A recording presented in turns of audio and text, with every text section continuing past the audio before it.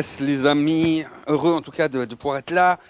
Deuxième message de la série Just Do It. Je vais faire un petit rappel de ce qu'on a vu la dernière fois. Je vais être très très bref. C'est un message en 2 points, donc je vais dire 2 choses. Pour le reste, je vous invite vraiment à pouvoir vous reporter sur notre chaîne YouTube, vous le retrouvez dans son intégralité. Peut-être profiter de dire que le but de cette série, c'est qu'on puisse se positionner en tant qu'épouse de Jésus-Christ. C'est d'autant plus important, comme la Bible dit, d'autant qu'on voit le jour du Seigneur s'approcher. Et puis, on est appelé évidemment à être des vierges sages, hein, les amis, parce que Jésus-Christ vient chercher une épouse qu'il s'est lui-même préparée. Alors, mon premier point nous exhortait à ne pas avoir de la complaisance envers l'épouse, envers l'Église. Et le second point, c'était une invitation à refuser toute forme de victimisation. Parce que la Bible nous dit que Dieu nous a fait triompher, que Dieu nous fait toujours triompher en Jésus-Christ et qu'il répand à travers nous son parfum. Dans le livre de la Révélation, donc le livre de l'Apocalypse, au chapitre 22, verset 17, il est écrit « L'Esprit et l'épouse disent « Viens ». Que celui qui entend dise « Viens ». Que celui qui a soif vienne, que celui qui veut de l'eau de la vie la prenne gratuitement. Notre chair, elle fait plein de projets. Vous savez, et quand on dit « Viens Seigneur Jésus », la réalité c'est que dans notre cœur, tout le monde on dit « Oui, reviens, mais avant j'aimerais faire ci ». Tu sais, les jeunes filles, elles disent « Avant j'aimerais me marier ». Puis après, avant j'aimerais avoir des enfants. Puis après, j'aimerais voir mes enfants grandir. Puis après, vous êtes d'accord avec ça? Hein, on est tous à la même, on est tous avec tout d'un coup, quand c'est avec notre chair. Mais la Bible dit que lorsqu'on prie avec l'Esprit, qu'on se met en accord avec l'Esprit, on va dire « Reviens Seigneur Jésus ». Amen. Est-ce que ce matin, vous êtes d'accord qu'on se mette d'accord avec l'Esprit, justement? Et puis qu'on puisse dire, tu sais, « Kumbaya Seigneur ». C'est ça, un kumbaya, c'est ça. Come by here. C'est reviens, Seigneur Jésus. Est-ce que vous êtes d'accord qu'on le dise ensemble? On dit, viens, Seigneur Jésus. Allez, d'un même cœur. Viens, Seigneur Jésus. Alléluia. Apocalypse 22, toujours au verset 15. Jésus dit, dehors les chiens, les sorciers, ceux qui vivent dans l'immoralité sexuelle, les meurtriers, les idolâtres et tous ceux qui aiment et pratiquent le mensonge. En fait, ceux qui pratiquent ces choses-là pratiquent de réelles abominations et ils ne vont pas pouvoir entrer dans le royaume. Mais il y a une sentence à quelque part immédiate, parce que lorsqu'on pratique de telles choses, tu sais, on ne permet pas au royaume de Dieu de se manifester dans nos vies. Mais il y a aussi une réalité pour l'éternité, parce que ce texte, hein, il parle évidemment du retour de Jésus, donc ça parle de la vie éternelle.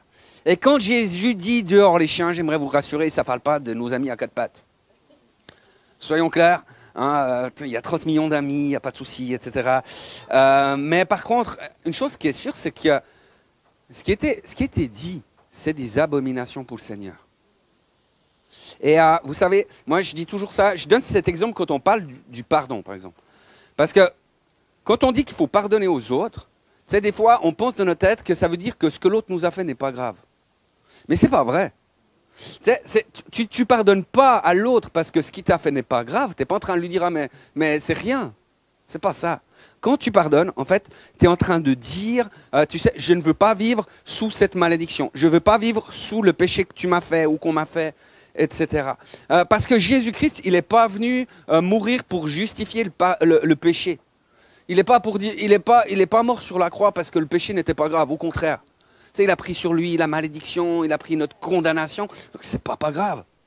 D'accord?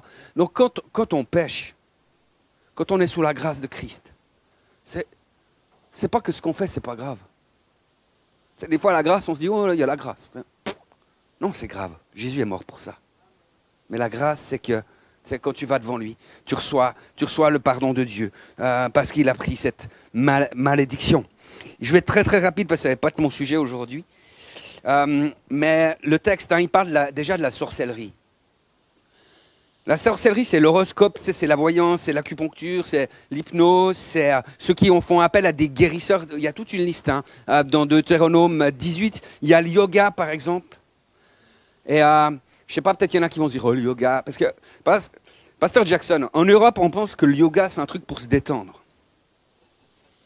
Vous pouvez aller lui demander après le culte, vous allez lui demander qu'est-ce qui se passe avec les yogis. Le truc le moins pire qu'ils font, c'est qu'ils se recouvrent de la cendre des bûchers avec lesquels on a incinéré les morts. Ça, c'est le truc le moins pire. Le reste, vous lui demanderez. Qu'est-ce qui me fait celui-là? Seconde chose, c'est l'immoralité sexuelle. La Bible en parle aussi. Hein. C'est clair, c'est toutes les relations sexuelles hors mariage, avec des animaux, entre personnes de même sexe. Et une chose qui fait beaucoup de dégâts, alors la Bible n'en parle pas, mais ça fait beaucoup de dégâts, et notamment chez les frères principalement, c'est tout ce qui est des sites pornographiques et les pratiques qui accompagnent en fait, voilà, le regard de ces sites. Il y a les meurtriers. Alors, je crois qu'il n'y en a pas beaucoup parmi nous. On pourrait parler des paroles assassines, hein? Bon, c'est pas pour nous. Non, moi je critique pas. Tu sais, moi je critique pas, je constate. Je constate ce qui se passe. Et je ne suis pas en train de faire du commérage. Je suis en train de te donner des informations avec beaucoup de détails, avec aussi un petit peu mon avis personnel. C'est pour que tu puisses prier, mon frère. Que tu puisses prier pour l'autre, tu sais. Mais surtout, va pas le répéter à d'autres, hein, évidemment. Donc voilà, on n'a rien à voir avec les meurtriers. Il y a les idolâtres. Alors les idolâtres, évidemment, on peut viser tous ceux qui prient les statues d'autres dieux, mais il y a beaucoup d'idolâtrie aujourd'hui. Et normalement, et notamment, pardon, quand il y a des pensées, des doctrines, le wokisme par exemple, c'est une idolâtrie sur notre monde aujourd'hui, mais aussi les sciences ou bien des croyances qui prennent en fait l'ascendant sur la volonté de Dieu. Tout ça, c'est de l'idolâtrie. Il y a ceux qui aiment et pratiquent le mensonge. Ah, heureusement, ça ne concerne personne parmi nous. Mais vous savez qu'il n'y a pas de demi-vérité? Vous savez qu'il n'y a pas de petit mensonge? Le père du mensonge, c'est le diable. Donc, un chrétien ne peut avoir aucune tolérance avec le mensonge. Parce qu'on ne peut pas avoir deux pères. N'est-ce pas? Et vous connaissez cette expression que toute vérité n'est pas bonne à dire. Je crois que malheureusement, c'est vrai. Parce qu'il y a des gens qui ne sont peut-être pas capables, tu sais, d'entendre la vérité, en tout cas dans un temps donné. Il y a peut-être des fois où c'est compliqué pour eux, etc. Et tu ne peux pas aller dire les choses. Il y a des enfants, par exemple. Si on prend l'exemple des enfants. Tu sais, les enfants, ils ne peuvent pas tout entendre, ils ne peuvent pas... Je veux dire, parce qu'ils sont des enfants, ils n'auront pas cette maturité. Mais que ce soit pour des enfants ou des personnes.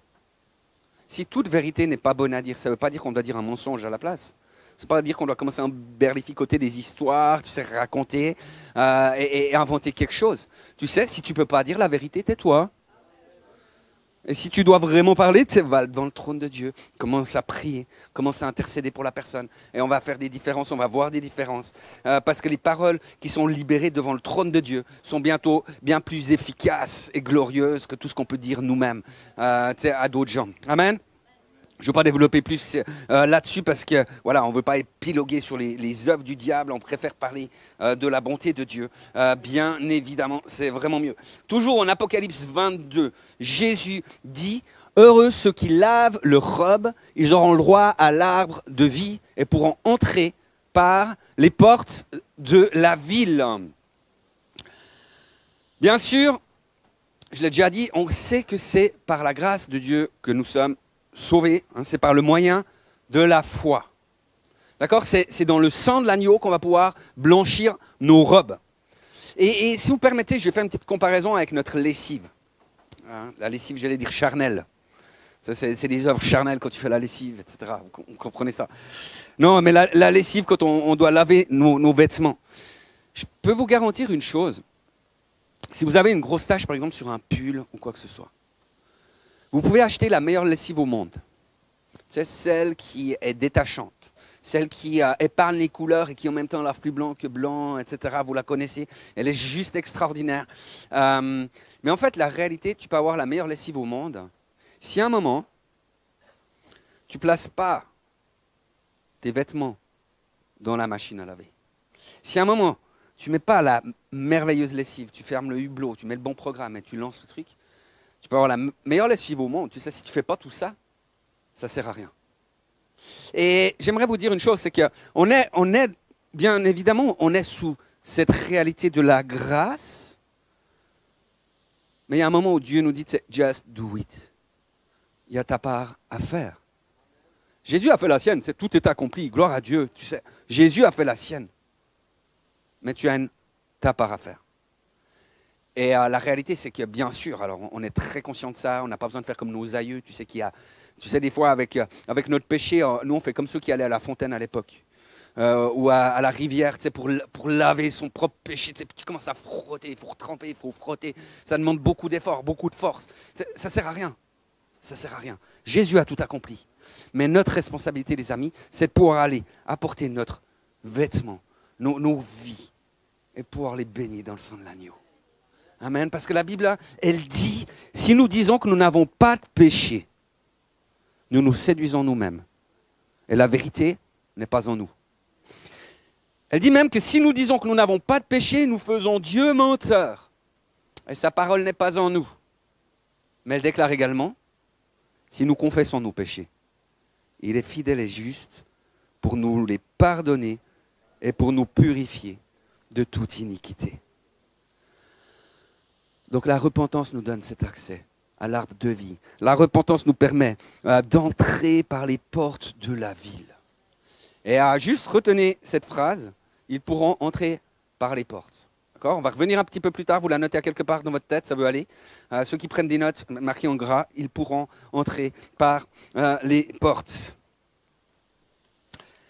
Il y a très très longtemps, je vous raconte une histoire, ça date du siècle passé. On avait une amie qui fêtait son anniversaire. Et en fait, elle avait organisé un truc, elle avait loué un refuge. Elle avait engagé un DJ. À l'époque, c'était les DJ des discos mobiles, pour ceux qu'on connaît. Donc, elle avait engagé un DJ. Elle s'occupait, de toutes les boissons. Elle s'occupait du dessert. Et puis, elle demandait qu'on fasse un peu sur le principe du repas canadien, en fait. C'est que chacun puisse apporter le plat principal et qu'on partage, etc. Et en fait, la réalité, c'est que moi, je n'avais pas vraiment fait attention à cette dernière partie. Vous savez, il fallait apporter de la nourriture. Et puis, c'était il y a fort longtemps. J'étais encore chez mes parents. Ils habitaient en pleine campagne. J'avais ce qu'on appelait un boguet. La mobilette, c'est pour les Français, le cyclomoteur. J'avais un boguet. Donc, la réalité, c'est que j'étais un petit peu comme j'étais pris de court. Tu sais, il y a un moment, ça faisait trop loin d'aller vite dans un supermarché acheter quelque chose et de retourner au refuge, etc. Donc, voilà, je me suis dit, bon, Christophe, tranquillou. C'est un plan parfait. Tu as un cadeau, c'est déjà pas mal. Donc, tu y vas et ça va passer inaperçu. Il y a tellement toujours beaucoup. Vous êtes d'accord ? Il y a tellement toujours beaucoup dans ces repas. Donc, je me suis dit ça. Et le problème, ce que je n'avais pas prévu, parce que mon plan était parfait, mais le problème que je n'avais pas prévu, c'est qu'il y avait autant de gens, autant matures que moi dans cet anniversaire. Et je vais vous dire un truc qui est vrai. La plupart des gens n'avaient rien pris. Bon, on s'est débrouillé avec ce qu'il y avait. Il y avait quand même bien assez. Mais le pire, vous savez, dans l'histoire, c'est qu'à un moment, c'est parti en bataille de gâteaux. Vous savez, on commence à prendre un petit peu de crème, puis pouf, puis ça finit par des gros morceaux de cake qu'on se tirait à travers le refuge. Ouais. Aujourd'hui, je me dis encore, mais la frustration que cette fille a dû vivre. Tu sais, elle s'était bien quatre pour organiser son anniversaire, etc.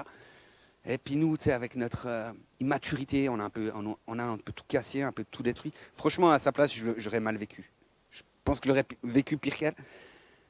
En fait, vous savez, il y a des moments où l'attitude d'une personne peut avoir des conséquences néfastes. Ça peut vous décourager et briser toute motivation. Si, je vais vous donner un exemple, imagine que semaine après semaine, le groupe Louange, il se retrouve, jusque-là ça va, tu sais, et qu'il y a l'un des musiciens qui, chaque fois, il vient, et en fait, il n'a jamais travaillé les chants. Et en fait, la réalité, c'est qu'il peut y avoir 8 musiciens hyper bons qui sont au taquet. Un peut tout casser. Tu sais, un peut, parce qu'il ne sait pas où sont les breaks, il ne connaît pas le chant, il ne sait plus les articulations, il ne sait pas trop la mélodie. Il peut te bousiller la répète. Mais vous savez, le pire, c'est que tous les autres, ils étaient motivés. Tous les autres, ils ont payé le prix. Et l'attitude d'un seul peut tout d'un coup les décourager. Je précise que c'est un exemple. Je ne crois pas qu'il y ait cette réalité-là aujourd'hui dans le groupe Louange. Donc si jamais c'était vrai, donc moi je visais personne. Maintenant si c'était vrai, il faudra qu'il se remette en question, mais c'est pas volontaire de ma part, d'accord? Voilà, je ne savais pas. Mais imagine une autre situation. Imagine que tu travailles dans un projet de groupe. Ça nous est pratiquement arrivé à tous, j'imagine. Tu te retrouves avec ton groupe de travail, chacun apporte voilà, ce qu'il a pu faire. Tu sais, tu as celui-là qui dit voilà, on en est là dans le projet, etc. Tu vois que ça avance bien. Et tout d'un coup, ça tombe sur le gars qui à chaque fois te dit moi, j'ai pas eu le temps. Le pire mensonge qui existe sur la terre, c'est quand quelqu'un te dit j'ai pas eu le temps. La réalité, c'est qu'il a pas pris le temps. Personne n'a le temps. Donc lui, il l'a juste pas pris. Donc, en fait, il y a un moment, tu sais que tu ne vas pas pouvoir avancer plus vite que la personne la plus lente du groupe. C'est hyper frustrant. Et donc, si tu veux avancer, au bout d'un moment, tu dois le couvrir, tu dois pallier à ses problèmes, tu dois y arriver. Vous êtes d'accord avec moi, avec ça? Tu dois prendre le relais. Je ne sais pas s'il y a des leaders, des patrons d'entreprise, des leaders, des gens qui sont chefs de groupe ou comme ça. Il y en a ici? Vous êtes d'accord avec moi que, en fait, c'est juste la planification de cette personne, sur son timing, sur son agenda, qui, en fait, à cause des délais, à cause des objectifs qui sont là, en fait, son manque de planification, ça devient l'urgence de tout le monde. Vous êtes d'accord avec ça? Je vais dire quelque chose, je vais essayer d'être clair, d'être bien compris, parce que voilà, il ne faudrait pas faire des raccourcis. Mais il y a des fois où quand tu veux aider une personne, en fait, tu vas plus la desservir que la servir. Et comprenez bien, parce qu'on aime les gens, on veut être bienveillant, on ne veut pas exposer le péché de l'autre. Hein. La Bible dit que l'amour couvre une multitude de péchés, mais elle dit aussi que si ton frère a péché, va et reprends-le. Une épouse, par exemple, qui aurait un mari qui est alcoolique, et puis qu'un matin, le mari il n'est pas assez en forme pour aller travailler, et puis elle commence à couvrir son mari en disant oh, il est malade, etc. Il ne peut pas venir aujourd'hui, il est en train de couver quelque chose, ça ne va pas, etc. En fait, la réalité, c'est qu'elle couvre son mari, elle le protège des conséquences qu'il y aurait à cause de son alcoolisme. Mais en même temps, elle va maintenir sa problématique. Dans l'exemple du projet de groupe, si le groupe protège continuellement cette personne qui ne fait pas les choses, etc., elle va garder sa place de travail. Mais elle ne va jamais évoluer. Donc demain, tu vas te retrouver confronté avec les mêmes choses. Si le leader louange couvre le musicien qui ne travaille pas ses morceaux, comment est-ce qu'il va motiver le reste du groupe? Tu sais, à être dans l'excellence pour glorifier Dieu. Il y a des moments, il y a des temps, tu sais, où c'est plus juste, à quelque part, de couvrir la faute de l'autre. Bon, le temps avance, hein. C'est quelle heure? Non mais attendez, c'est bon, j'ai une horloge là, j'ai une montre ici. Je ne vous demande pas l'heure qui fait l'heure du chronos. J'aimerais vous demander quelle heure est-il au niveau du kairos. Le chronos, c'est donc l'échelle du temps qui passe, hein, ça on est d'accord. Le kairos, c'est l'heure stratégique. Quelle heure est-il par rapport au retour de Jésus? C'est quoi l'heure du terme?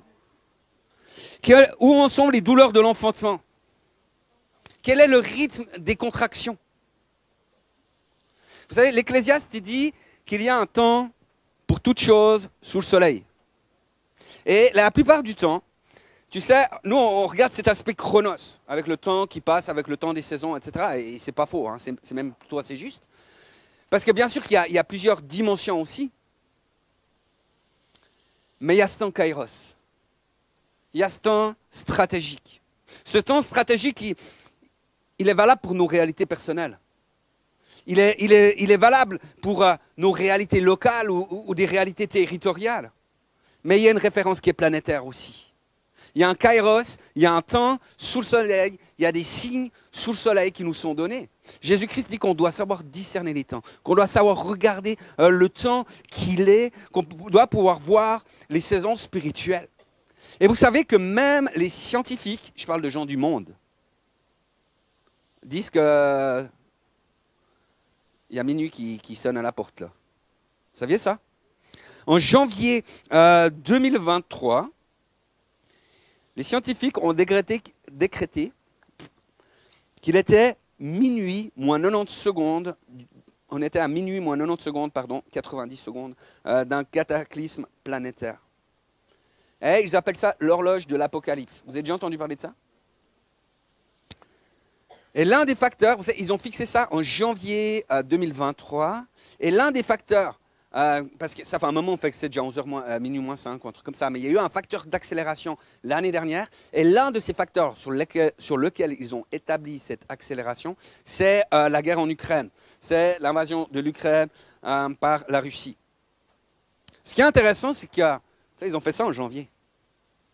Le 7 octobre 2023, il y a eu le massacre en Israël. Il y a eu cette réalité-là. Et si vous connaissez la Bible, si vous connaissez les promesses qui sont dans la Bible, vous savez que ce qui se passe en Terre Sainte, c'est vraiment l'horloge des secondes, hein, sur cette horloge planétaire. Alors la bonne nouvelle, les amis, ou je ne sais pas si c'est une bonne ou une mauvaise nouvelle, mais si le président Trump il reconduit sa politique pacifiste qu'il a fait, s'il arrive à apaiser les choses en Russie, s'il arrive à vraiment reconduire les accords, à les relancer, ces accords d'Abraham, ça va gagner un peu de temps. Ça va minimiser quelque chose.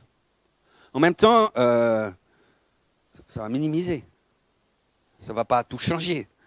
D'accord? On ne parle pas du Messie. Et un mandat présidentiel, c'est 4 ans. Alors, le retour de Jésus, c'est une bonne nouvelle. Donc, nous savons aussi que ce retour va être précédé d'un grand réveil. Jusque-là, ça va.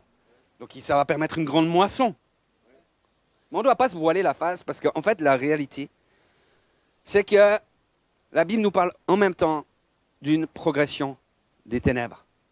C'est pour ça qu'elle parle des douleurs de l'enfantement. Alors, je ne suis peut-être pas le meilleur, mais ouais, la meilleure personne pour parler des douleurs de l'enfantement. Ce qu'on m'a dit, c'est que les douleurs de l'enfantement, pour les hommes, hein, pour qu'on puisse faire une idée, pour une femme qui accouche sans péridurale, on m'a dit que c'était un petit peu moins fort que quand nous, on avait une migraine. Alors, c'est pour vous faire l'idée. Donc, c'est quand même, voilà, pour les hommes, on peut se rendre compte aussi qu'il y a quelque chose de douloureux. Plus sérieusement.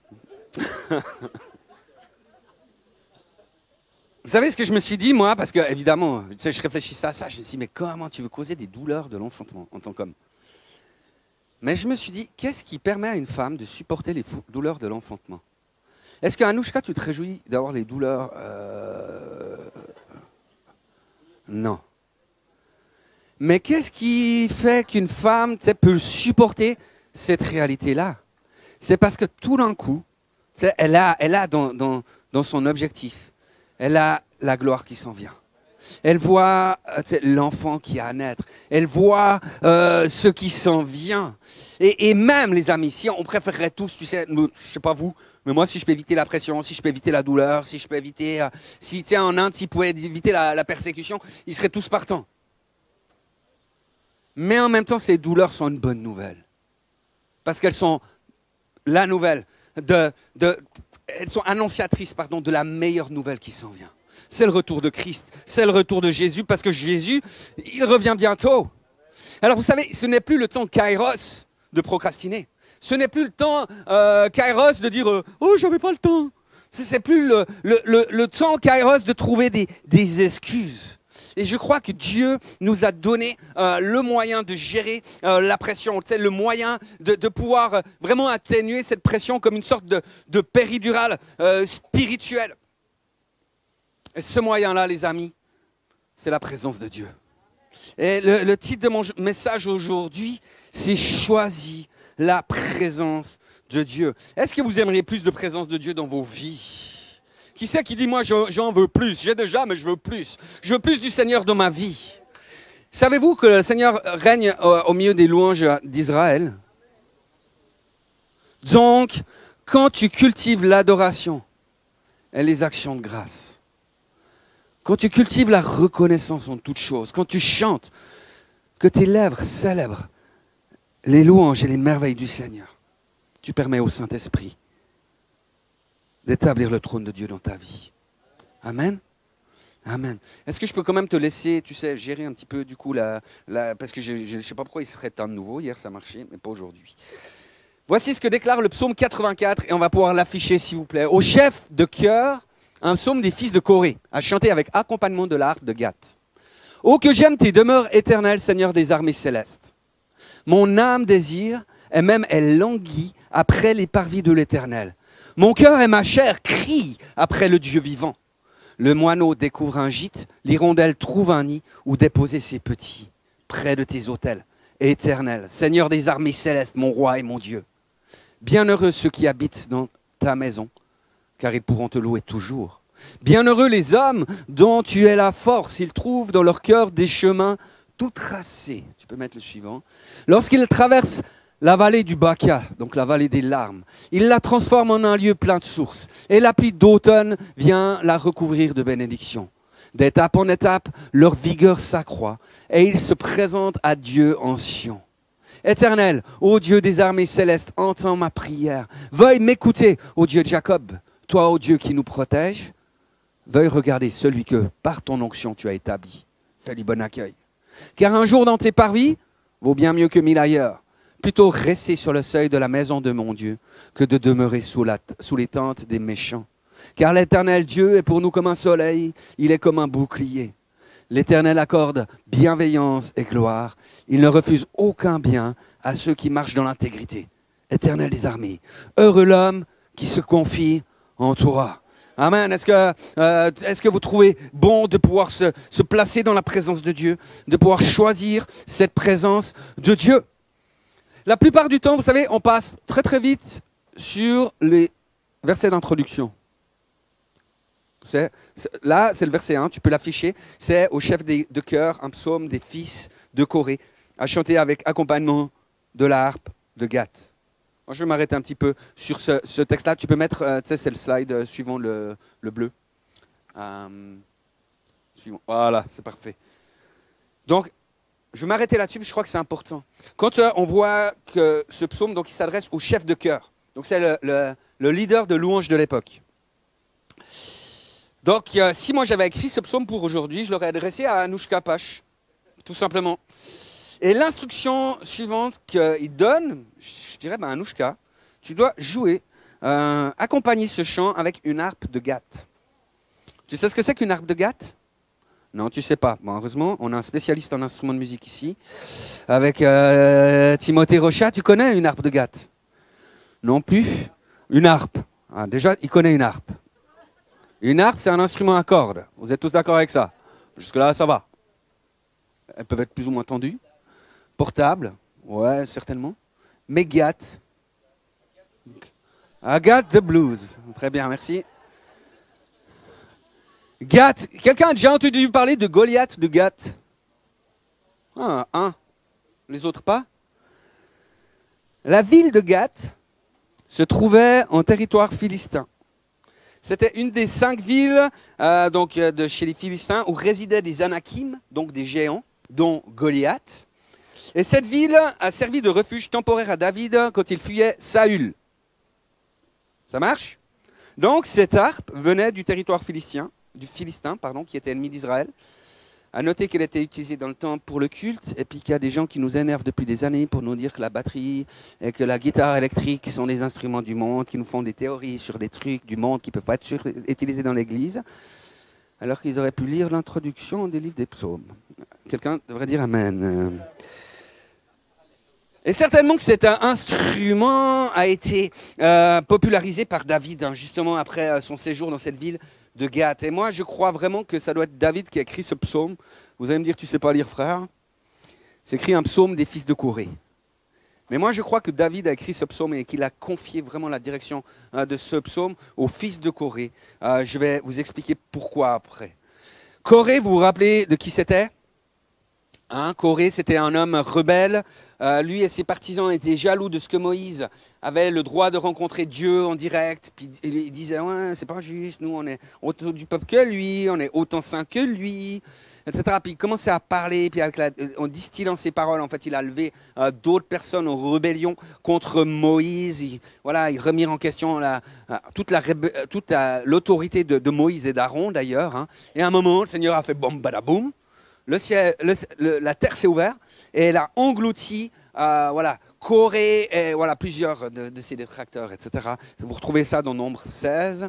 Je ne vais pas prêcher sur l'autorité, on a déjà eu ça la semaine passée avec le prophète Éric Pechin. Mais je voulais le souligner. Pourquoi? Parce que tu te retrouves plusieurs siècles après. L'histoire, le psaume là, le temps de David, en fait, c'est à peu près 400 ans après Moïse. Et ça veut dire que quand tu as ton aïeul qui était un rebelle, il y a 400 ans, que toi, tu y es pour rien. Que, tu te dis, mais après 400 ans, tu t'appelles toujours le fils de Corée. Franchement, vous ne trouvez pas que c'est un boulet? C'est quand même lourd à porter, tout ça. Mais moi, j'aimerais vous dire une chose, c'est que Dieu a fait grâce à Corée, aux descendants de Corée. Il y a quelque chose de très fort. Mais moi, j'aimerais dire quelque chose à quelqu'un ce matin. Parce qu'il y a des gens qui vivent, qui traînent des boulets de leur passé. Il y a des gens qui traînent, en fait, comme une malédiction, les mauvais choix de leurs parents. Et qui reviennent toujours à ça. Parce qu'il y a peut-être tes parents, ils ont fait des pactes de sorcellerie, ils ont fait des choses avec des guérisseurs, peut-être qu'ils étaient dans la franc-maçonnerie. Mais à un moment, je crois que Dieu, il veut te délivrer de ça. Et j'aimerais dire à quelqu'un ce matin, Dieu veut te délivrer de cela. Il ne veut pas que tu traînes, tu sais, on a le droit de refuser des héritages. Demandez aux hommes de loi, tu as le droit de dire, je ne veux pas de cet héritage-là. Et devant Dieu, tu as le droit de dire, je ne veux pas de cet héritage. Et demander que le Seigneur te délivre de cela et que tu puisses entrer dans une nouveauté de vie. C'est que tu puisses entrer dans les projets que Dieu a pour toi. Dans Nombre 26, verset 11, on peut lire que les fils de Corée ne moururent pas. Ça veut dire que d'une part, Dieu a épargné la génération qui suivait Corée. Mais en plus, il y a une bénédiction et une faveur sur eux. La preuve étant, c'est que Dieu leur a donné une place d'honneur dans sa maison, dans le temple de Jérusalem. Les fils de Corée, une partie des fils de Corée étaient des Lévites. Comme ceux qui ont écrit ce psaume, c'était des Lévites. Ils étaient au service de l'adoration dans le temple. Une autre partie des descendants de Corée servait aussi dans le temple comme portiers. Et vous vous rappelez de ce que je vous ai dit tout à l'heure, de retenir, hein, ils pourront entrer par les portes. Ils étaient là comme portiers. Et ils étaient de service au temple. Et les premières personnes qui venaient au temple, les pèlerins, les croyants qui venaient, les premières personnes qu'ils rencontraient, c'était les fils de Corée. Ils avaient un badge vert marqué dessus, accueil. Tu sais, et ils étaient là, tu sais, ils étaient là pour dire, hey, mais t'es le bienvenu ici. Wow, ça fait plaisir de te voir. T'es nouveau. Voici comment ça va se passer. Ici, tu trouves, c'est la cour des gentils. Là, tu pourras aller trouver tout ce que tu as besoin pour faire ton sacrifice. Et voici comment la célébration va fonctionner. Tiens, viens t'asseoir ici. Là tu auras une place. Tu seras béni de ce son, il est bon ici, etc. Donc, viens t'asseoir là. Et je suis là pour te servir. Tu sais, si tu as besoin de quelque chose, je suis là. Je suis là pour te servir. Donc, les fils de Corée, c'était une lumière brillante. Tu sais, c'était... Et ils étaient un réconfort et un guide pour toutes celles et ceux qui venaient au temple. Et vraiment, ils étaient à la pointe de la lance. Et j'aimerais le dire, c'est important parce que vous savez, la première impression des gens, elle ne se fait pas quand il y a le groupe louange, elle ne se fait pas quand il y a le sermon. Elle va se faire à la première poignée de main, au premier regard qu'il reçoit. Il y a une réalité aussi qui est comme ça pour les réseaux sociaux. Aujourd'hui, dans les réseaux sociaux sont vraiment aussi comme une vitrine de ce que nous sommes, de la famille spirituelle que nous sommes. D'ailleurs, s'il y a des gens qui sont doués pour la photographie, j'aimerais bien qu'on puisse développer un peu ça, des photos de célébration, etc. Donc, n'hésitez pas à venir vers moi. Mais tu sais, c'est avec ce premier sourire, c'est cette personne qui est là pour te servir, qui est là pour t'accueillir, qui est là avec bienveillance. Et ça, ce n'est pas l'attitude d'une personne rebelle. Donc, tout d'un coup, tu réalises que l'histoire de Corée, elle est bel et bien derrière, elle est bien passée. Tu peux remettre la slide suivante. Je vous disais, ce psaume a été écrit par David. Et vous savez, mon argument principal, c'est que l'auteur de ce psaume, il soupire après la maison de Dieu. Et si vous reprenez l'histoire, vous verrez que les fils de Corée n'ont jamais été confrontés à une diaspora. Ils n'ont jamais dû fuir Jérusalem, ils n'ont jamais dû se tenir loin du temple.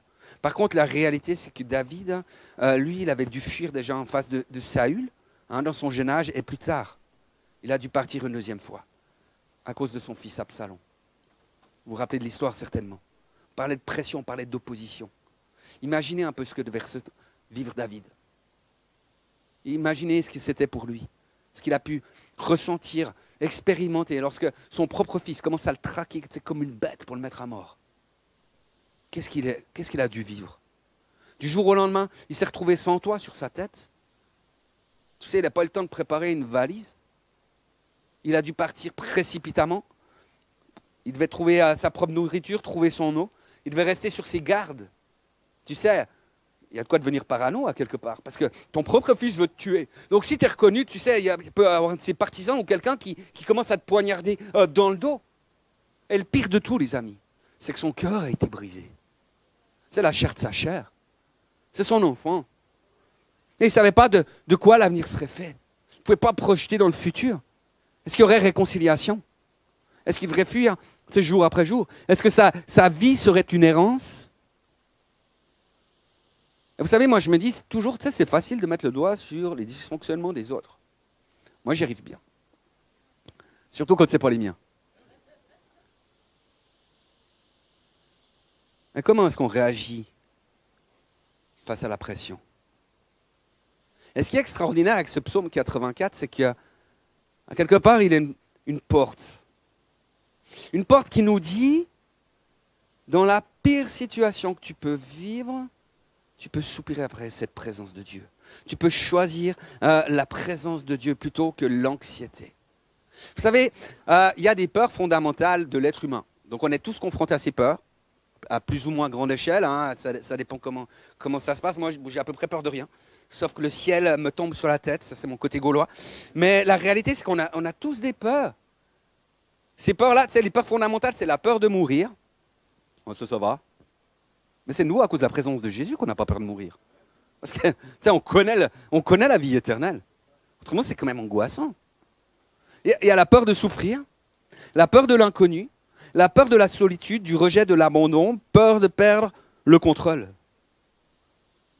Comment est-ce qu'on peut gérer ces peurs? Comment est-ce qu'on peut répondre à ces peurs? Choisis la présence de Dieu. C'est la présence de Dieu dans nos vies qui fait la différence. Au verset 11, il est écrit « Un jour dans tes parvis vaut bien mieux que 1000 ailleurs. Plutôt rester sur le seuil de la maison de mon Dieu que de demeurer sous la tente des méchants. » Vous savez, un jour Israël, parce qu'ils ont refusé de marcher dans la puissance de Dieu, au cours d'une bataille contre les Philistins, ils ont perdu. Et ce jour-là, les Philistins, ils ont ramassé l'arche de l'Alliance. Et vous savez que l'arche de l'Alliance, ça représentait la présence de Dieu. Vous êtes d'accord avec ça? Et qu'est-ce qu'ils ont fait? Ils ont installé l'arche dans la tente des méchants. Ils ont installé cette arche dans la maison de Dagon.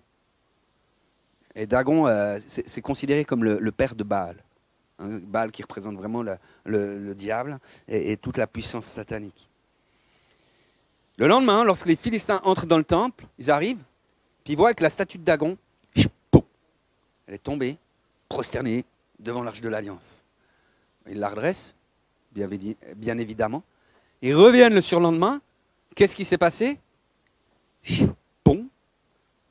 Puis la tête, elle fait clouc. Et puis les mains aussi, clouc, clouc. Elles se sont, la tête s'est retrouvée séparée de la statue, les mains également séparées de la statue. Et en fait, cette arche, le tombe de Dagon, en fait, il se situait dans une ville qui s'appelait Asdod. Et ils se sont dit, il y a eu plusieurs tumeurs, il y a eu beaucoup de morts dans cette ville à cause de la présence de l'arche. Donc ils se sont dit, on va la mettre ailleurs. Devinez, l'ont mise. Agathe. Et puis là, c'était Agathe de Blues, hein, tu as raison. Et il y a eu de nouveau des tumeurs, il y a eu de nouveau plein de choses comme ça. Bienheureux ceux qui habitent dans ta maison, car ils pourront te louer toujours. Bienheureux les hommes dont tu es la force, dans leur cœur, ils trouvent des chemins tout tracés. Hein, c'est mieux que la peur, hein, n'est-ce pas? Lorsqu'ils traversent la vallée du Baca, ils la transforment en un lieu plein de sources et la pluie d'automne vient la recouvrir de bénédictions. Vous savez, à un moment, on peut choisir de faire comme David. C'est-à-dire de choisir la présence de Dieu plutôt que de choisir la peur, plutôt que de choisir la plainte, plutôt que de choisir d'être terrifié. La réalité, ce psaume, quand tu le lis, tu dis « Waouh, c'est un psaume qui est plein d'espérance. » C'est un psaume qui est extraordinaire. On ne se rend pas compte du contexte dans lequel David vit à ce moment-là. Mais vous savez, si on choisit, pour contrer nos peurs, ce qu'on fait souvent, c'est qu'on choisit, et ça, on est tous à la même, hein, mais on choisit de se fier à nos propres forces, à nos propres ressources, à nos propres réponses. Ça, c'est valable aussi pour les besoins fondamentaux, etc. Mais quand on fait ça, à quelque part, on ne fait pas comme les Philistins qui, eux, choisissaient de croire que Dagon pouvait les secourir, de croire que Dagon pouvait leur donner la victoire, que Dagon pouvait les protéger. Puis à quelque part, est-ce qu'on n'est pas en train de faire ce qu'on pourrait appeler de l'idolâtrie à ce moment? Choisis la présence de Dieu. Choisis la présence de Dieu. C'est lui qui pourvoit à tous tes besoins. C'est lui qui peut être ta sécurité. C'est lui qui est ton avenir. C'est lui qui est ton espérance. Dans la Bible, il y a 365 fois « ne crains pas ». Ça fait combien de fois par jour? Donc ça fait de la diversité dans nos lectures. Hein. Ne crains pas. Ne crains pas. Vous savez que Dieu est amour? Vous savez que l'amour parfait bannit la crainte? Vous savez qu'à chaque fois qu'on craint, c'est qu'on est passé dans l'amour? Choisis la présence de Dieu ce matin. Vous savez, vraiment, je crois que c'est important de pouvoir baigner dans une atmosphère, dans un temps, dans une saison où l'atmosphère du Saint-Esprit est présente dans nos vies, pour toutes choses. Est-ce que ce matin, tu es prêt à renverser les idoles? Est-ce que tu es prêt à dire stop à Dagon? Tu sais, à prendre ce message un petit peu au sérieux et d'arrêter de couvrir Dagon. Parce que quand tu le couvres, tu lui permets de continuer son œuvre. Tu lui permets de progresser. Le titre de cette série, c'est Just Do It. C'est pas Yaka. C'est Just Do It. Je suis bien conscient que ça prend du temps de changer des habitudes. Je suis conscient que ça prend du temps de changer notre système de valeurs, nos fonctionnements, notre manière d'être et d'agir. Il est écrit au verset 8, « D'étape en étape, leur vigueur s'accroît et ils se présentent à Dieu ancien. » Ce n'est pas du jour au lendemain que tu es super fort et puis que tu traverses tout et que tout va bien. Mais d'étape en étape, ils accroissent leur vigueur. D'étape en étape, ils ont plus de force. D'étape en étape, tu sais, ils vont pouvoir y aller. Donc marche jusqu'à la première étape. Parce qu'au fur et à mesure de la marche, c'est au fur et à mesure que tu marches dans l'esprit que tes réalités vont changer. C'est d'étape en étape. Parce que lorsque on est dans la présence de Dieu, c'est ce qui se passe, on est transformé. Quand on regarde Dieu, qu'on contemple le Seigneur, on est transformé de gloire en gloire. C'est plutôt bien, non? À l'image du Seigneur, alléluia, amen. Moi, j'aimerais faire juste un appel ce matin, assez bref.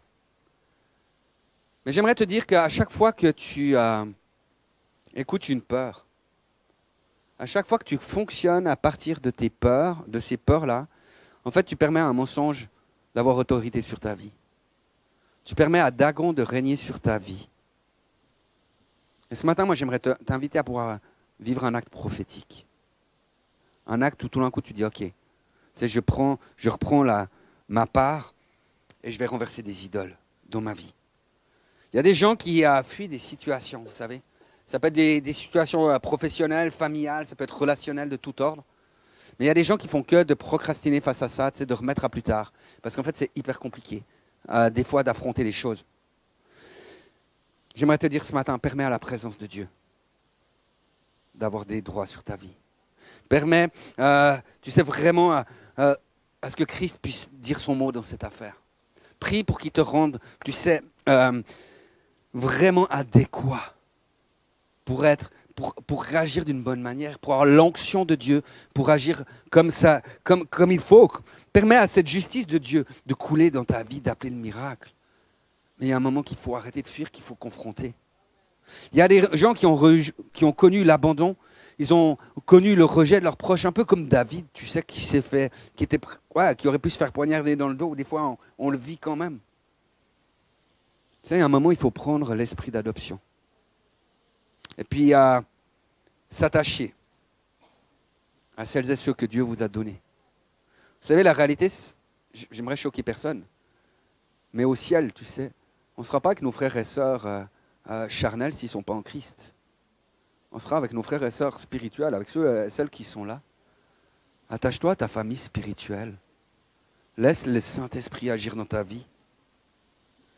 Je crois vraiment qu'on doit arrêter de couvrir Dagon. Il y a des gens qui ont des galères financières.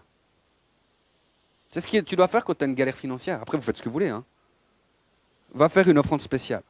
On a un tronc là. Pourquoi? Parce que Dieu dit, allez, amenez tous les trésors, les dîmes dans ma maison. Vous allez voir si je n'ouvre pas pour vous les écluses des cieux. Bah vas-y. Il dit, mettez-moi à l'épreuve, dit Dieu. Il y a des choses à briser. Il y a des mensonges à briser sur nos vies. Est-ce que ça parle à quelqu'un ce matin? Moi, j'aimerais que tous ceux qui disent ce matin, on va faire un acte vraiment prophétique. C'est-à-dire que vous allez vous lever. Et on va tous regarder ceux qui sont debout. Pourquoi? Parce que quand on se lève, on se positionne. Cette position, on la prend devant les frères et les sœurs. On dit, OK, moi, je vais aller confronter ce géant-là. On le prend devant les puissances spirituelles. C'est-à-dire que devant Satan, on dit, bon, maintenant, mon gars, c'est le règne de la peur pour toi. Et on prend devant Dieu, parce que Dieu nous donne la force, par son esprit, de pouvoir aller au bout des batailles qu'il nous confie. Alléluia. Amen. Moi, je veux dire merci Jésus pour toutes celles et ceux qui sont debout ce matin.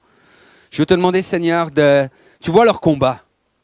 Seigneur, tu ne les juges pas, tu n'es pas en train de dire, ah les gars, vous ne faites pas bien, etc. Tu es en train de dire, mais je vous ai donné la victoire, je vous ai donné la possibilité de l'avoir, la victoire. Que tu donnes ce matin à mes frères et sœurs, et à moi-même, Seigneur, ce courage de ne pas couvrir Dagon, de ne pas couvrir le péché dans ma vie, mais de pouvoir l'attaquer de face et de pouvoir le renverser la puissance des ténèbres dans le nom de Jésus. On veut déclarer, Seigneur, la victoire du Christ sur chacune de nos vies, sur chacune de nos situations et dans chacun de nos défis. Et on va dire merci Jésus parce que tu règnes, parce que tu es le Dieu puissant. Et moi, j'aimerais vous inviter ce matin, les amis, si tu peux juste afficher, on veut proclamer ce psaume ensemble, on va proclamer le psaume 84 ensemble. De manière, vous savez pourquoi?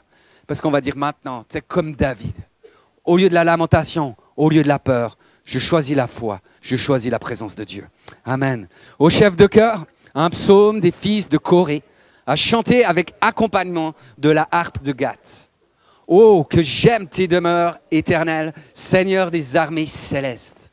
Mon âme désire, et même elle languit après les parvis de l'Éternel. Mon cœur et ma chair crient après le Dieu vivant.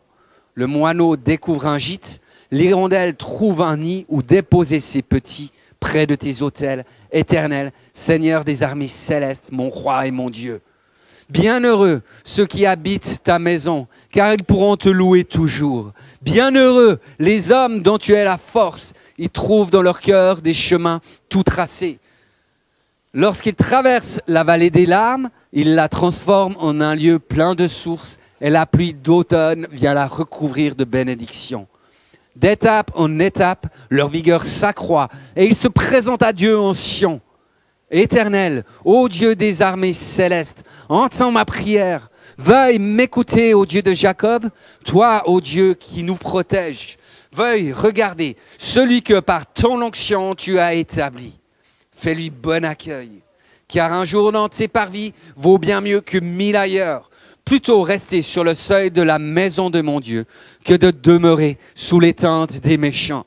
Car l'Éternel Dieu est pour nous comme un soleil, il est comme un bouclier.